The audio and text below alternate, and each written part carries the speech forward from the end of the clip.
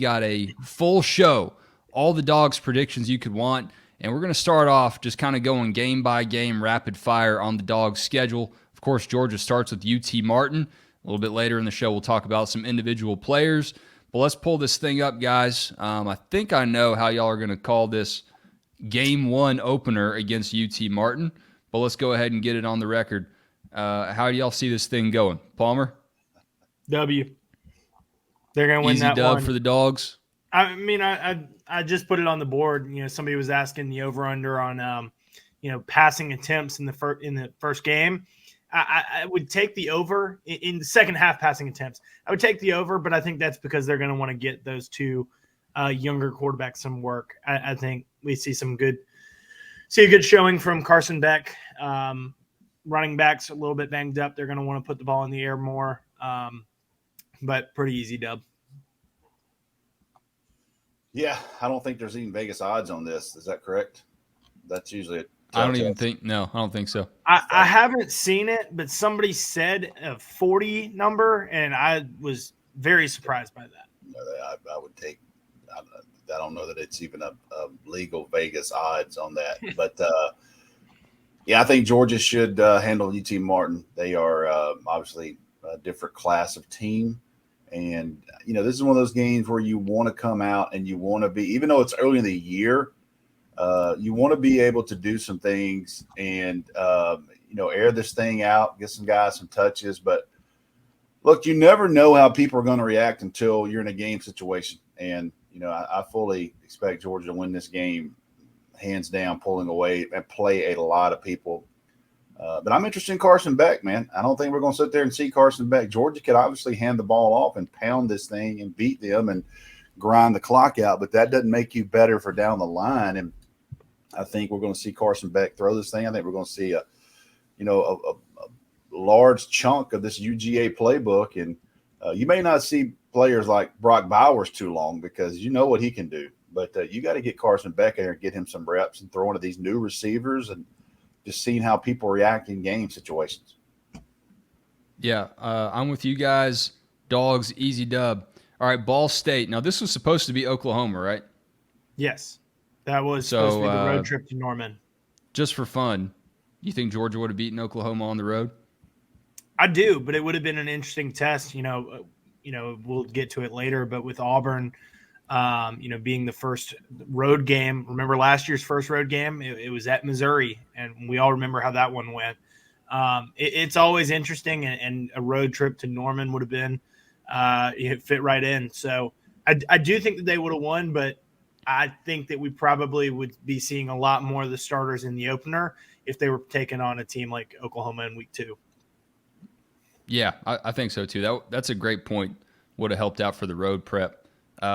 Ball State, famous college that David Letterman attended. I think that's also where the viral Boom Goes the Dynamite video came out of too. It will be a lot of dynamite for Ball State to handle when they take on the Dogs.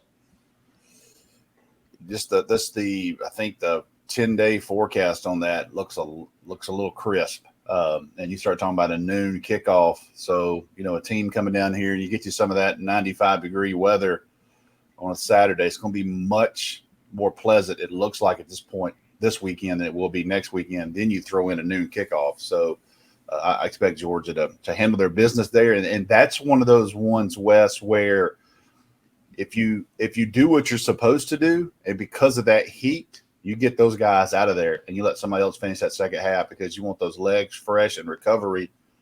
You want those legs fresh and recovery going into that first SEC game, a national televised game the next week versus South Carolina. All those hot practices are going to pay off for that Ball State game. Maybe South Carolina too. I think Georgia will handle South Carolina by the end of the game, but I won't be surprised if Spencer Rattler rides a little bit of that momentum he had at the end of last season and makes this thing a little bit more interesting for Georgia, maybe through the first quarter and a half, 2 quarters than people think. No, I agree there. I do think that South Carolina team is is, one that could be coming in with a lot of momentum, especially if they are able to win in a big opener there in Charlotte this weekend against North Carolina. One more quick note I'll add on that Ball State game, because I think it's important with the South Carolina one. I think that's when we'll start to see, some of these banged up players. That's the biggest storyline with this team right now is injuries. They're banged up Bulldogs, and, Kendall Milton, Dejan Edwards, Kamari Lassiter, Smile Munden. All these guys are starting to come back and get closer and closer to the field. They may not play this week, but I definitely think that we're seeing those guys getting more reps against Ball State. How do you expect South Carolina to come in, Rusty? Let me say this first. I do think South Carolina is going to carry in some momentum from last year. I look at Georgia, and I had a tweet out yesterday. You guys may have saw that, about what I think it takes to beat Georgia, and the proof is elite quarterback play and usually an elite wide receiver. C.J. Stroud did it even in a loss. So the 3 games they've lost in 2020, since 2020, Mac Jones went for 417. Kyle Trask went for 475 and 4 touchdowns with Kyle Pitts. And then Bryce Young, obviously, in that SEC championship game with Jameson Williams, got into Georgia pretty good for 4 touchdowns, I believe, as well. Saying that, I'm not sure that Rattler has that type of game in him against a Georgia defense. And that's not a slight to him. That defense has done that to some really, really good teams. And that'll be the first game, I think, that you'll really see the Georgia fan base gassed up for. That's a 3:30 game. It's ideal. That gives you time to get down there and get tailgating, get that adult hydration in you. You know what Kirby's going to say, and Kirby's going to say it that Monday. We should I guess we should do the drinking game. He's going to challenge the fans on Monday to impact that game like they did the Arkansas Day games, like they've done other games in recent years. So I think Georgia handles that game, and I think they're gonna take care of business pretty good. And I don't think that's going to be indicative of the rest of the season for South Carolina. I just think Georgia is a bad matchup for South Carolina. I don't think Spencer Rattler has enough people around him offensively to give Georgia a huge threat. UAB, an interesting matchup for Carson Beck. He could have started against the Blazers a couple years ago, but then Stetson Bennett kind of impressed Todd Monken enough to take that job and never look back. I think Beck will have a little bit of isn't that ironic? I think he'll have a little bit of firepower ready for the Blazers this time, and he probably won't be playing that whole game. That's a dub. Yeah, that was a rough Tuesday practice for Carson Beck. And if you go back and think about that practice, I think, the rumor was he threw 3 interceptions, and it kind of changed the trajectory of what was about to happen for Georgia. No slight to Carson Beck, because he fought through it, and he's ultimately won the job back. But those 2 days when they gave him the job, and then his trainer leaked it, or someone leaked it, that he was going to start that week, as you guys remember that. Someone leaked it from down Florida, and it just kind of snowballed on him that week. But think about that UAB game and how things were different after they made that move midweek to say, we're going with Stetson Bennett. Yeah, at Auburn, through 5 I've said it for the last several weeks. I think that this game could be tricky for Georgia if it's at night, and maybe just in general, just depending on how Carson Beck handles the road. You can simulate Georgia's really good defense. It's really difficult to simulate a road game in the SEC, but I still think Georgia gets the win. Well, and Wes, you've mentioned it before. Hugh Freeze is a coach that has had some success against Kirby. Obviously with the time that he spent there at Ole Miss.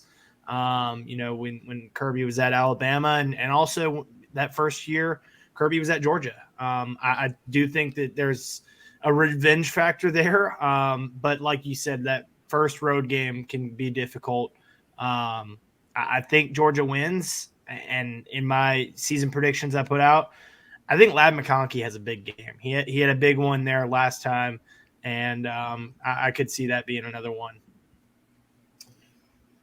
Now, I'll say this. When Auburn and Jordan Hare that place is rocking, especially like Wes said, you go there at night, that's all that you want in a fan base. I mean, they can come unhinged there, and certainly they can be loud and have impact on a game. But I'm not going to sit here and say their roster's where it needs to be. And people I talk with that have watched Auburn and people that know that roster said, man, they're a good ways away. Offensive line and defensive line, they are desperately trying to change those rooms. And when you think of the strength of Georgia, and you start talking about grown men, it's the offense and defensive line. So, that may be one of those games, Wes, where Georgia fans might get into Bobo some because they might just run it down their throat. It might be an old fashioned just 27-3, not really explosive plays, just run it down their throat and, kind of suffocate in a Kirby way. He does. He'll suffocate a game out. And he'll run that clock as long as he can if he gets a lead. So I can see that game playing out. But I'm telling you, I've been there many times, and there's not many places on earth for a sporting event that's louder than that place when it's rocking. No. Well, and there's a shot that's an 8 p.m. kick because if I'm not mistaken, that is the SEC triple header week on ESPN. So they get a 9 p.m. Eastern kick that has to be in the Central Time Zone. So they'll be hydrated down there. Yeah. They're going to need some extra EMTs in the stands for that one. All right, Kentucky coming to town October 7th. You look at this Georgia schedule and you think, maybe that South Carolina game is the final SEC primetime kick on CBS for Georgia between the hedges, but I'm going to put a pin in Ole Miss down the road, but Kentucky could be undefeated by this game too. Yeah, Kentucky, I think the job that Mark Stoops has done there has been vastly underrated. I mean, they've won some big games. They've lost some head scratchers. The Vanderbilt game last year, you start wondering how they lost that game. But Kentucky's one of those teams, and all three of us have been on the sideline the last 2 years. When you see Kentucky come out, you go, damn, they look pretty good in pads. And their DB, I don't know where they get these 6'2" corners, but they just keep stacking these kids. Mm-hmm. And, they could give you some. They got another transfer quarterback. So, to me, when you look at those first few games, I'm not hesitant to say that Kentucky could be the toughest test for Georgia to this point. No, absolutely. Still pick a W for Georgia. Yes. Absolutely there with Devin Leary coming in and some very talented wide receivers, Barry and Brown. That's the one, Barry and Brown. Dane Key. I mean, and then they bring in a 1,000-yard rusher from Vanderbilt. Liam Cohn comes back from after a 1-year trip out west with the Rams. I do think Kentucky's going to be one of Georgia's biggest tests this year. I've still got them winning that, but I mean, my score prediction was within 2 scores. Yeah. No, I mean, they can play tough. They can do it on the road and at home. We've seen it the last 2 years. And they muck it up too. Mark Stoops and that system will muck it up. Yeah, no, he likes to get after Kirby. At Vandy, the stadium under construction, and they might need a little bit more construction after Georgia tears through there. That's a W. 100%. I'd be interested in see that aerial shot because the Georgia fans invade Nashville, as we all know. And when you get limited seats, Georgia fans aren't going to not go to Nashville. So that one's going to be real interesting to look at those two sides of that stadium. And is there any black and gold left? Because I know a ton of Georgia fans, and they're all going to Nashville. Like they're all going to Nashville. I know people that bought Vanderbilt season tickets just for that Georgia game. That makes sense. I mean, Clarkley is yet to score against Georgia. Obviously, they didn't match up in that 20. Well, I guess he wasn't there in 2020, but 2021 and 2022, 117-0 is the combined score of Georgia over Vanderbilt. So that's the big storyline to me. Can Clarkley, AJ Swan, and that Commodore offense punch one in the end zone or get a field goal? All right, Florida and Jacksonville got the bye week before that. The Gators really getting dumped on by everybody, guys. I've seen some predictions that they'll only win 4 games. For me, I'll have to see that to believe they'll be that bad, but I still don't think they'll match up against this Georgia team as they're trying to figure out what they do with their roster. So the Dogs win this one pretty easily. Same. It's going to be a lot of hydration. That's a common theme on this schedule with Georgia fans. Lots of hydration. No, I'm very curious to see Florida tomorrow night when they take on Utah. Excited that that's a Thursday night game as opposed to a Saturday night game that conflicts with Georgia. Really, again, we said it with Kentucky, a transfer quarterback for Florida, Graham Mertz. Interested, they've got some talent at running back. Interested to see. I am not all too high on the Gators, but that's a game that always gets interesting. Following week, Mizzou in Athens. I don't think Georgia's going to be surprised by Eli Drinkwitz and this team. Georgia handles the Tigers between the hedges. Even though this series is kind of weird, I don't think the Tigers are going to sneak up on Georgia in this one. You have that one game a year, and it almost seems like it's Missouri. And I'm telling you, they're down 10, and Dominic Lovett gets hurt, changed the whole trajectory of that game. So, you just think about coming off that floor. I don't care what Florida's record is. That's still a massive game to go down there and get pumped up forward. And you're an 18, 19, 20-year-old kid, and you're undefeated this time. You're number one. You're thinking about those next two games with Ole Miss and Tennessee. There's no question.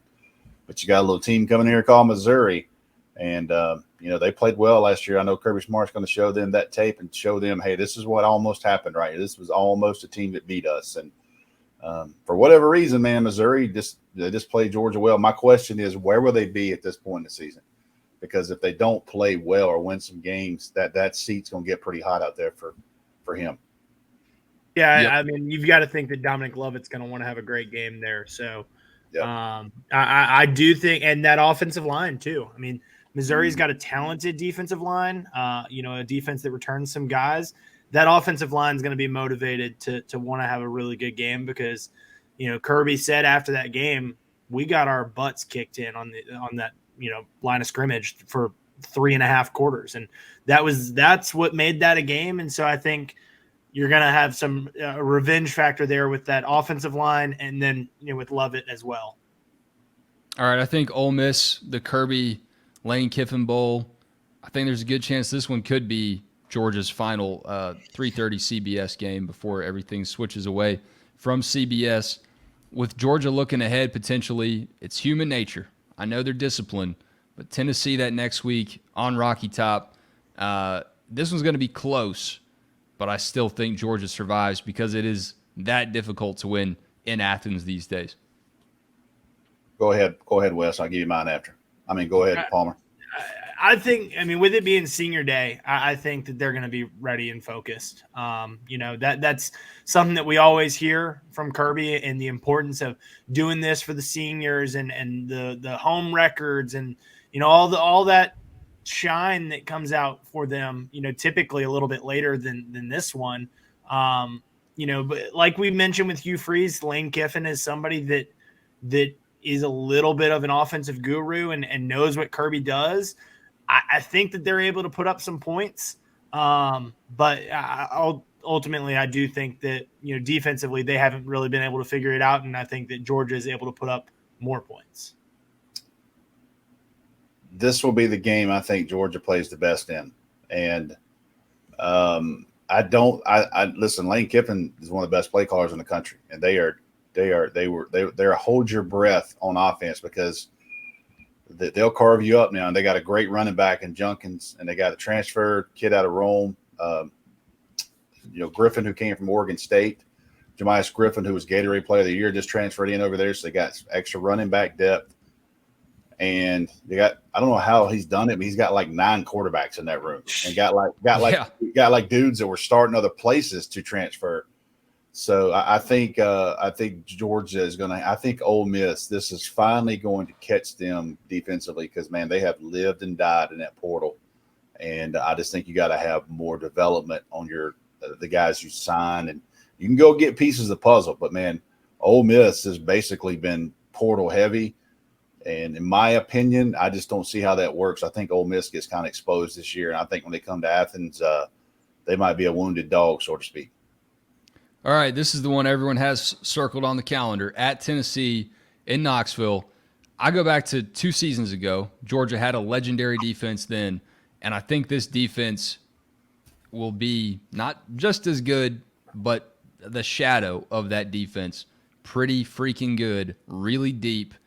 Does Tennessee have the depth to go toe-to-toe with Georgia if Georgia doesn't injure itself the way that Alabama did with penalties? I don't think so. I think Georgia still wins this one, if not pretty similarly on the road the way they did in Knoxville in 2021.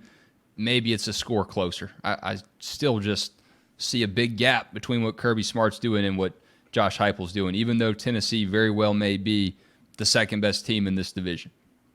Neyland can get rocking, but I do think that, and it would not surprise me one bit if this is Georgia's closest game of the year, because there is talent there. There's more talent than there has been in years past. Josh Heupel's starting to recruit well, but like you said, the depth of Georgia's defense compared to Tennessee's defense, and Kirby and Glenn Schumann and Will Muschamp, they did such an incredible job last year scheming up against that powerful Tennessee offense. I do think that this defense is going to be good, Wes. I'm with you there. My prediction, they did a little bit of math after the predictions, and at least in the regular season, I've got them allowing less than 10 points a game.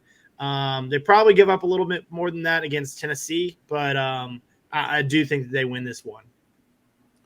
This is going to be the first major test for me for Carson Beck, because he's going into a hostile environment. I mean, let me tell you something. Those Tennessee fans know what their team walked into in Athens after it was over with. They did. And Georgia fans, they'll try to travel as good as they can. But Tennessee, I don't care what Tennessee's record is, Georgia's going to get their best shot there. I think it comes down to quarterback play. Can Joe Milton have a big enough game like those three other guys I talked about, those four other guys, have a big enough game to take down a Georgia? Because, Georgia has seen Heupel now twice and kind of seen that offense and seen what he does. Now, what does Heupel do? Because he got a chance to see what Georgia's going to do against him. Alabama played zone and Georgia didn't. So what did he do in the offseason to try to counter that? It's going to be a huge game within the game type thing. But I think this is Carson Beck's statement game as we go into December. Can he handle this type of environment? Because it's going to be the loudest, in my opinion, that he's been in against the best team he's played, in my opinion. I think Georgia wins this game, but I'm telling you, Georgia, they had a great team last year. They didn't blow everybody out. I mean, they couldn't do really much against Mississippi State. Missouri was tough. They had to pull some games late. I think this is going to be one of those 4 quarters, full, cage match. And I think Georgia's going to find a way to end this. But I definitely think that Tennessee is going to be ready to play Georgia, and they're going to give Georgia everything they want that night in Knoxville. At Georgia Tech, Brent Key really trying to build a lot of momentum in the state, and he's not being shy about it. I don't blame him. You got to try something when you're going up against Georgia. But the Dogs should finish the season in style for me, and that looks like an undefeated season for the Dogs, for me anyway. Yep, third straight 12-0 regular season, becoming a semi-annual tradition, every other year tradition there, with 2 games in a row in Atlanta to end the season. I think that Georgia takes to the newly renamed Bobby Dodd Stadium at, what is it, Hyundai Field? Yeah.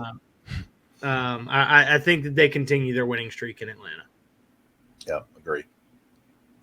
All right, guys. So that's an undefeated year for us. We'll get into some postseason and playoff picks a few weeks down the road here, and let the picture of the college football season shape up.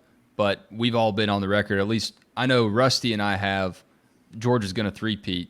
We'll break down the other semifinal teams maybe. Palmer, have you made a pick on that front?